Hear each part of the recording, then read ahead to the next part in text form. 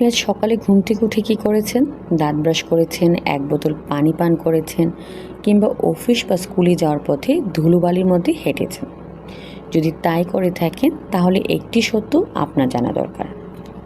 হয়তো আজও আপনার শরীরে প্রবেশ করেছে অতি ক্ষুদ্র প্লাস্টিকের কণা।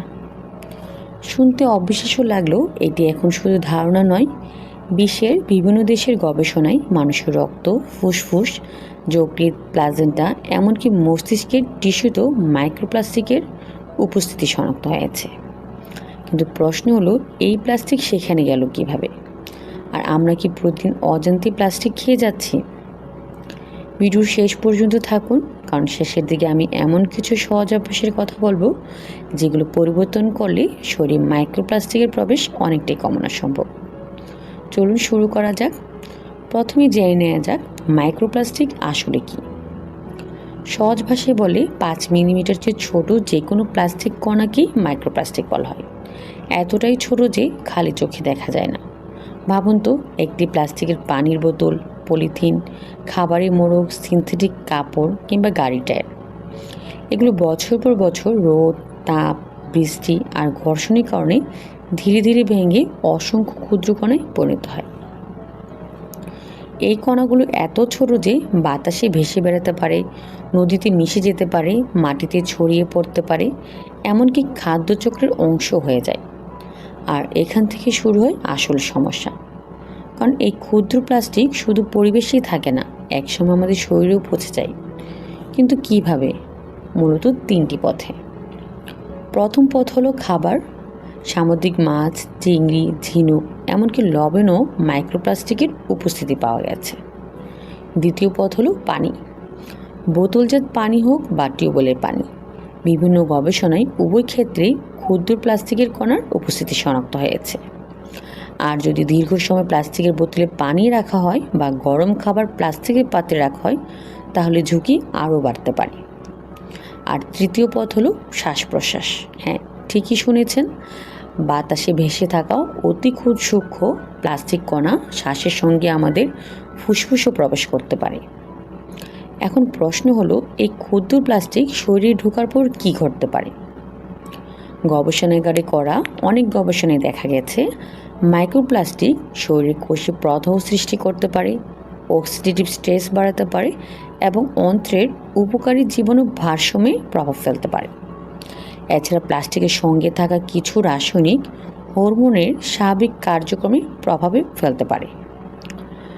তবে মানুষের ক্ষেত্রে দীর্ঘমেয়াদী প্রভাব নিশ্চিত করতে এখনও আরও গবেষণা প্রয়োজন। এবার আসে আমাদের দেশের কথায়। বাংলাদেশে সম্প্রতি কয়েকটি টুথপেস্টে মাইক্রোপ্লাস্টিক থাকার তথ্য প্রকাশের পর বিষয়টি নতুন করে আলোচনায় আসে। তবে এখানেই একটি ভুল ধারণা তৈরি হতে পারে। শুধু টুথপেস্ট বন্ধ করলেই সমস্যার সমাধান হবে না, কারণ মাইক্রোপ্লাস্টিকের উৎস শুধু একটি নয়। প্লাস্টিকের বোতল, খাবারের মোড়ক, বাতাসের ধুলা, সিনথেটিক কাপড়, এমনকি পরিবেশে ছড়িয়ে থাকা প্লাস্টিক বর্জ্য থেকেও প্রতিদিন নতুন নতুন মাইক্রোপ্লাস্টিক তৈরি হচ্ছে।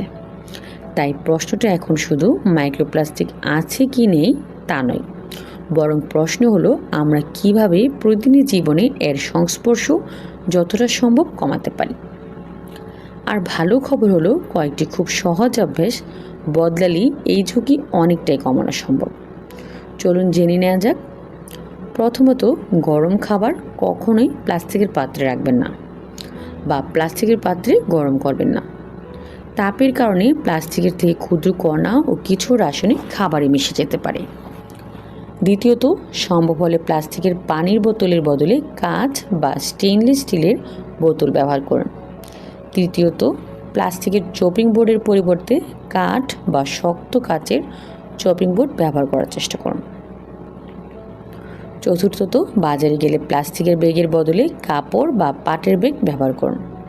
এটি শুধু আপনার জন্য নয়, পরিবেশের জন্য উপকারী। পঞ্চমত, টি ব্যাগের পরিবর্তে খোলা চা পাতা ব্যবহার করতে পারেন। কিছু টি ব্যাগে প্লাস্টিকজাত উপাদান থাকতে পারে। আর যদি আপনার ছোট শিশু থাকে তাহলে স্টেইনলেস স্টিলের টিফিন বক্স ব্যবহার করুন। সম্ভব হলে সুতির পোশাক পরান এবং প্লাস্টিকের খেলনার পরিবর্তে নিরাপদ বিকল্প বেছে নিন। এবার আসি খাবারের কথায়। যদিও এমন কোনো খাবার নেই যা শরীর থেকে মাইক্রোপ্লাস্টিক বের করে দিতে পারে, তবে অ্যান্টিঅক্সিডেন্ট সমৃদ্ধ ফল ও সবজি শরীরকে অক্সিডেটিভ স্ট্রেস মোকাবেলায় সাহায্য করতে পারে। তাই খাদ্য তালিকায় ডালিম, বিট, গাজর, স্ট্রবেরি, চেরি, ব্লুবেরি, লাল পেঁয়াজ সহ রঙিন ফল ও সবজি রাখার চেষ্টা করুন। সবশেষে একটি কথাই বলতে চাই, মাইক্রোপ্লাস্টিক এমন একটি সমস্যা যেটাকে আমরা খালি চোখে দেখতে পাই না, কিন্তু তাই বলে এটিকে পুরোপুরি উপেক্ষা করাও ঠিক হবে না। আবার ভয় পাওয়ারও প্রয়োজন নেই, বরং সচেতন হওয়াটাই সবচেয়ে গুরুত্বপূর্ণ। কারণ আজকের একটি ছোট অভ্যাস ভবিষ্যতে বড় একটি পরিবর্তনে শুরু হতে পারে। আপনার কাছে একটি প্রশ্ন, আজকের ভিডিও দেখার পর আপনি কোন অভ্যাসটি প্রথমে বদলাতে চান? কমেন্টে অবশ্যই জানাবেন। যদি ভিডিওটি আপনার উপকারে আসে তাহলে একটি লাইক দিয়ে আপনার মতামত জানাতে পারেন এবং পরিবার ও বন্ধুদের সঙ্গে শেয়ার করুন, যাতে তারাও মাইক্রোপ্লাস্টিক সম্পর্কে সঠিক ও প্রমাণভিত্তিক তথ্য জানতে পারেন। আর স্বাস্থ্য ও পুষ্টি বিষয়ক এমন সহজ ভাষার তথ্যভিত্তিক ভিডিও নিয়মিত দেখতে চাইলে আমাদের চ্যানেলটি সাবস্ক্রাইব করে পাশে থাকা বেল আইকনটি অন করে রাখুন। আমি খুব শীঘ্রই আবারও নতুন একটি তথ্যবহুল ভিডিও নিয়ে হাজির হব। ততদিন পর্যন্ত ভালো থাকুন, সুস্থ থাকুন। আল্লাহ হাফেজ।